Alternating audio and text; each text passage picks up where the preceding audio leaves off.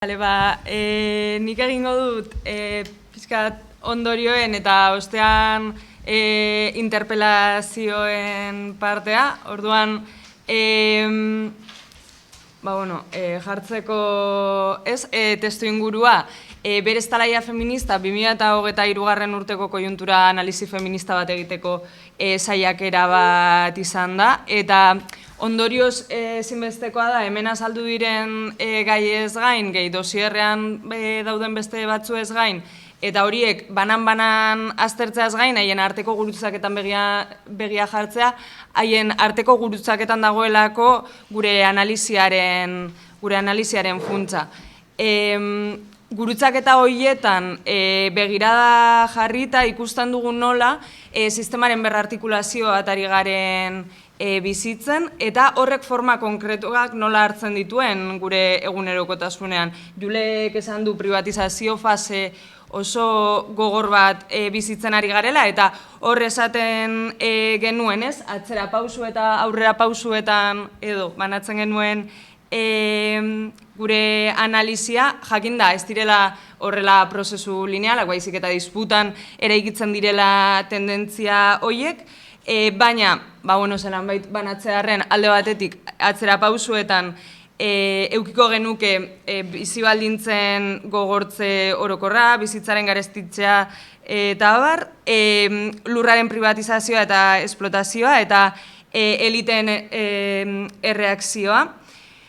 Eta honek jartzen gaitu eszenatoki batean, non Euskal Estatu feministarantz bidean gure buruak kolektiboki gobernatu alizateko gero eta gaitasun gutxiago daukagun, edo behintzat tendentzia negatibo hauek hori da adierazten digutena, baina jakina gaitasun horiek antolaketa kolektiboaren bidez ere produzitzen dira, eta zentzu horretan aurrea pausu batzuk ere ikusten genituen. Alde batetik, feminismoaren artikulazio berri bat garatzen ari dela Euskal Herrian, impugnaziorako gaitasuna daukana, herri eztabaida berriak irekitzekoa. Emakumeen antolaketa soziopolitikoa gertatzen ari dela, eta lurraldeetan errotuta dauden alternatibak ari direla garatzen gure inguruan. Orduan, gu analizi honekin joan ginen talaia feministaren unera, eta une horretan espazio ezberdinetan dabiltzan feministekin jarri nahi izan genuen elkarrizketan alde batetik zer behar zuen dosierrak, ez, osatu alizateko, baina batez ere bakoitza dabilen espazio horretan ze interpelaziorako behar dauden, izan ere guk errealitatea aztertuko baldin badugu eraldatzeko da, eta horretarako eta sistemikoak diren zapalkuntzei aurre egiteko erantzun sistematikoak ere behar ditugunez, iruditzen zitzaigun ere behar genituela, ez, esparru ezberdinetan dabiltzan emakumeak interpelazio horiek pentsatu ahal izateko. Orduan, banatu dugu gomendioan interpelazioen partea ikusiko duzue dauzkazue eskuan, baina jendarteari, instituzioei, eragile sozialei eta gizonei, 4 ataletan, eta saiatuko naiz gutxi errepikatzen esan da dauden gauzak, ze gauza asko esan dituzte ere bai kideek. Baina, alde batetik esan nahi genuen balioan jartzekoa dela antolaketarako gaitasuna badagoela, zaintzen krisiaren aurrean antolatu dela greba feminista orokor bat, krisi ekologikoaren aurrean eztabaida agroetako feministak garatzen ari direla, eta bar, sindikalismo feminista Euskararen aurkako oldarraldian erantzun antolatuak ematen ari direla, eta indarkeria matxistaren aurrean ere antolatzen ari direla sareak, baina egoera honen aurrean ere bai, ezinbestekoa dela ikustea Euskal Herria ez dela oasi bat, krisi ekologikoa gaur eta hemen gertatzen ari dela, eta eskuin muturra gaur eta hemen forma konkretuetan Euskal Herria, baina gaur eta hemen antolatzen ari dela. Eskubideen urraketa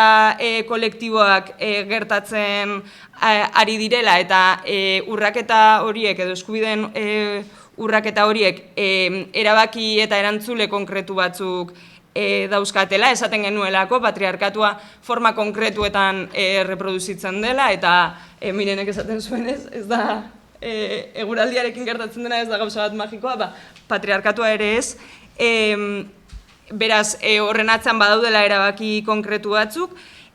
asko dagoela egiteko, lanaren eta aberastasunaren banaketan indarra jarri behar dugula, eta badela momentua nazio estrategiak diseinatzen hasteko. Eta ere bai ez egiten genuen konpromisoen zerrenda bat, edo ikusita ere bai, guk gure egunerokotasunetik ere erreproduzitzen dugula sistema, eta beraz mundua eraldatzeko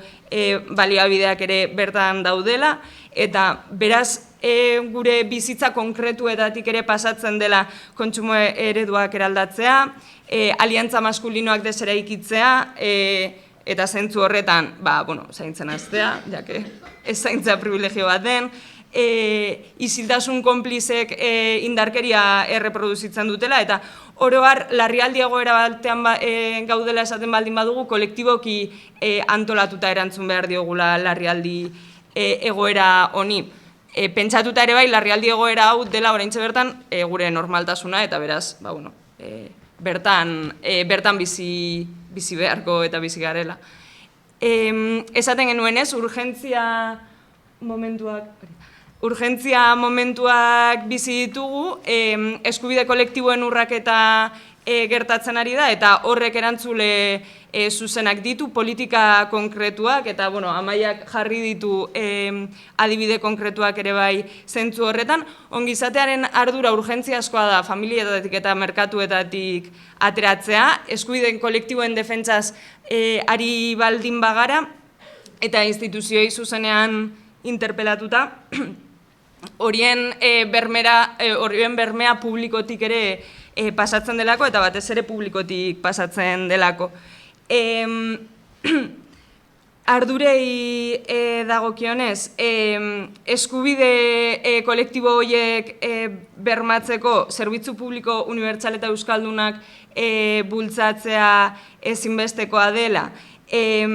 eta, konkretuagoetara joan da, baina erosahalmena berreskuratzea eta soldatarrakalak desagerraraztea, justizia sozialean oinarritutako desaztukundea, privatizazioa geldiaraztea, indarkeria matxistaren aurrean protokolo eta politika integralak jartzea justizia feministaren ikuspegitik, Euskarako eskubidea bermatzeko erantzunkizuna, eta lurraldearen eta euskal lurraldean arteko ikuspegi erantzunkidea eta eraiki behar dela, eta beraz, ikusten genuen instituzioek badauzkatela erramienta konkretuak, politika konkretuak martxan jarri alizateko, eta beraz eraldaketa horiek martxan jarri alizateko. Eragile sozialei dagokienez, jarri nahi genuen arreta egoeraren konplexutasunean, eta beraz, egoera konplexu bati erantzuteko analizi konplexuen eta borroka artikulatu konplexuen beharrean. Ezinbesteko azaigu aztertzea zelan artikulatzen diren heteropatriarkatuaren dimentsio diferenteak, eta horretarako begirada eraldaketa bat ematea ezinbestekoa da. Hau da, kontuan hartzen ez diren dimentsio horiei garrantzia ematea, eta, lehen ere esaten genuena, baina krisi klimatikoa eta eskuin muturra biak gaur eta hemen daudela konturatzea, eta horien aurkako artikulazio konkretuak eraikitzea ere bai. Eta ardatzekin, ikusten genuenez, Euskal Herri burujabe bateranzko bidea Euskal Estatu feministatik pasatzen dela, eta orain ikusten ari garena da, eraikitzen ari direla konfluentziarako espazio konkretuak, eta zehazki ikusi dugu grebaren prozesuan, baita Euskararenean ere, konfluentzia espazio horiek kriston potentzialtasuna daukate ere bai alternatibak eraikitzen hasteko. apustua hirukoitza da, desmerkantilizazioaren aldekoa, desfamiliarizazioaren aldekoa, eta beraz, eredu publiko eta komunitario-eranzkoa, baina argi izan behar dugula, merkatutik eta familiatik pasatzen den hori askotan emakumeen lan prekario edo lan ez ordaindua dela, eta bueno, ezinbestekoa dela bide berriak, borroka berriak eraikiko dituzten eztabaidak proposatzea. Eta gizonei dagokionez, Julek aurreratu du lehen, ondo dakigula emakumeak egin egiten direla, gizonak ere egin egiten direla, eta orain eta hemen gizonak ez zainduz edo emakumeek baino lan gutxiago eginez produzitzen direla, beraz zaintzen arloan ardurarik ez hartzea patriarkatua erreproduzitzen jarraitzeko forma bat dela, eta batez ere talaiaunean ere atera zen patriarkatutik zuzenean ateratzen dituztela zelan da? Onurak gizonek, eta beraz horretan